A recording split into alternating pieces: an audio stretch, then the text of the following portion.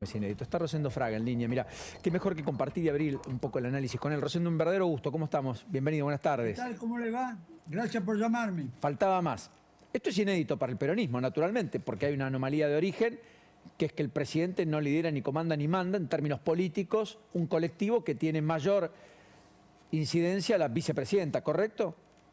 Yo creo que sí, yo creo que vos tenés razón en lo que decís, ¿no es cierto? Me parece que esto es inédito, como vos decís, y yo creo que el punto no fue así con Menem, durante 10 años agrupó, no así con Kirchner y con Cristina en el poder.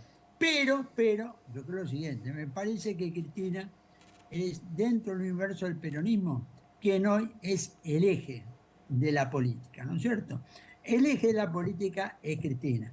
Ella, vos fíjate, apenas ganó Lula, lanzó su estrategia electoral, y su estrategia electoral, ¿no es cierto?, comenzó en Pilar el viernes, sigue en el Estadio de La Plata la semana que viene. Ella tiene una estrategia clara: ser candidata y en mayo decidir si lo va a hacer o no, o se repliega a la provincia de Buenos Aires. Ahora, Rosendo, más allá de que es cierto que comparto que Cristina es el eje de la política y por más desdibujado que pueda estar hoy el presidente, sigue teniendo y ocupando el sillón de Rivadavia. Digo, sigue teniendo la famosa lapicera de la cual se habló tanto en otros términos, no en términos de decisión, pero sí en términos de que, en definitiva, si él en algún momento se levanta y quiere firmar o decidir algo, es él quien lo puede hacer, ¿no? ¿En qué puede terminar esto? Bueno, seamos concretos. Las PASO.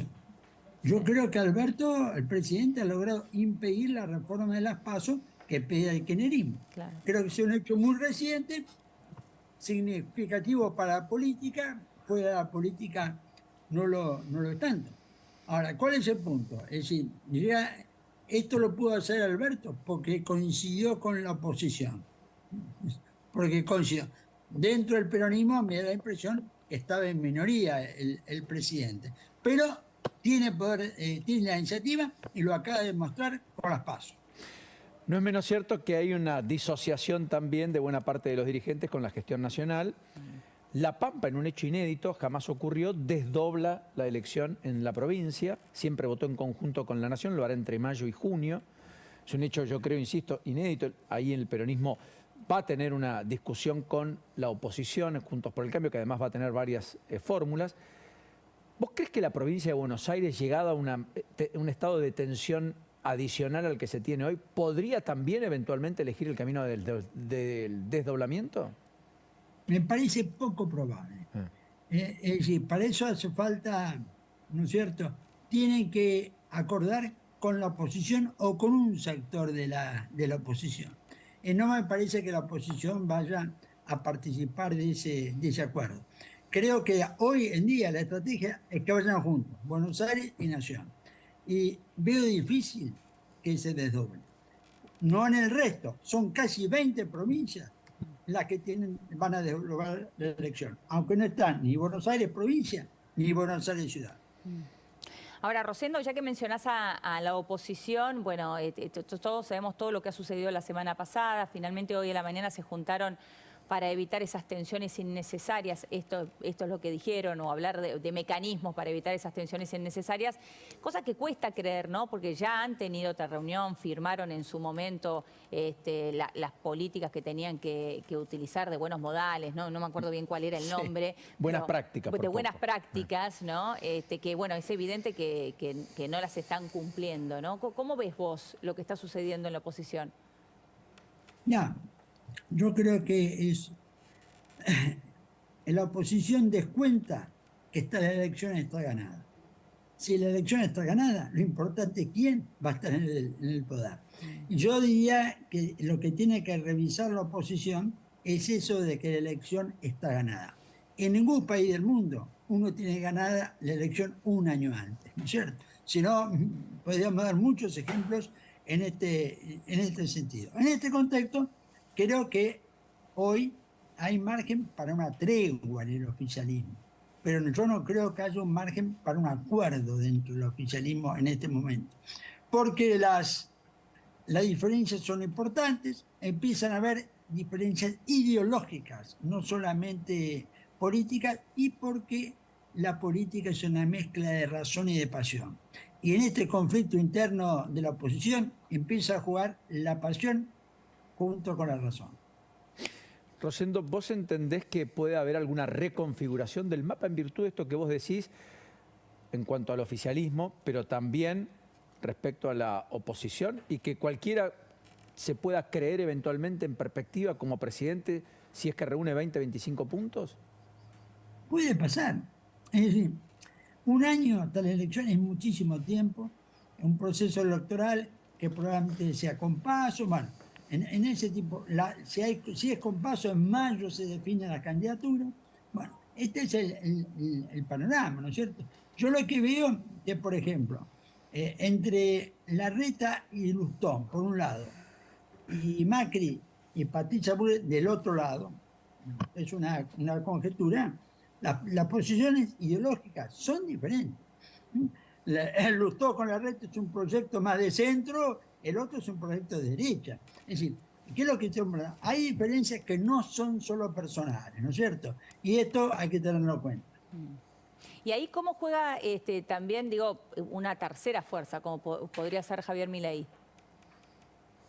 Bueno, Milei es oposición, pero está fuera de Juntos para el Cambio. Y yo creo que es un candidato que hay que tomarlo seriamente, digo, porque este tipo de fenómenos políticos hoy en el mundo suceden. Por eso él, ¿no es cierto? Fíjate que dice públicamente, yo estoy con Trump y Bolsonaro, ¿no es cierto? En una definición muy clara donde está. Él trata de insertarse en una corriente política que en el mundo occidental, bueno, crece, y fue, yo diría, y fue Meloni en Italia, fue Le Pen. Bolsonaro en Brasil, Claro. fue Netanyahu en Israel, Trump en Estados Unidos. Esta es la posición que adopta ideológicamente y políticamente Javier Milei. El tema es que tenemos un sistema electoral particular. Si el primero llega al 40% y tiene 10 puntos de ventaja, ya gana en la primera vuelta. Y la oposición lo que tiene que tener presente es que el segundo tiene que tener más del 30%. Porque si no, si el oficialismo logró llegar a 40%, ¿no es cierto?, que no es imposible para un gobierno con mala economía, 41 de Macri, 38 de Angeló. Bueno, este análisis es el que tiene que tener presente electoral la oposición, porque dar por descontado el triunfo, eso es lo que puede ser peligroso. Sí, hay una tendencia en la oposición a creer que Macri y Bullrich están adoptando parte del discurso de Milei, o viceversa, no importa, pero que serían un obstáculo al crecimiento de Milei, pero que si no están en cancha, esa oferta de centro le deja más camino y más cancha al propio Milei para crecer. ¿Hay algo de eso? Sí, en 2015, ya hace mucho tiempo, cuando fue electo Macri, Macri tenía una estrategia: me corro al centro porque el voto a la derecha lo tengo gratis. No hay voto a la derecha del PRO, ¿no es cierto? O sea que me pongo al centro porque ese voto Correcto. lo tengo gratuitamente. Eso no es así hoy.